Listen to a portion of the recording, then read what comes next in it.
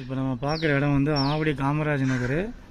இது வந்து 6வது தெரு வரும். அந்த ஆட்டோ நிற்கிறது வந்து 4வது தெரு லக்கி ஸ்டோர் குறுக்க வந்தீங்கன்னா கூட அந்த சைக்கிள் போது பாருங்கள். இந்த ரைட் எடுத்திங்கன்னா இதுதான் இடம். பார்த்துங்க, 26 அடி ஃப்ரண்டேஜ். முன்பக்கம் 26, பின்பக்கம் 26, சைடில் 44, 44. First class size.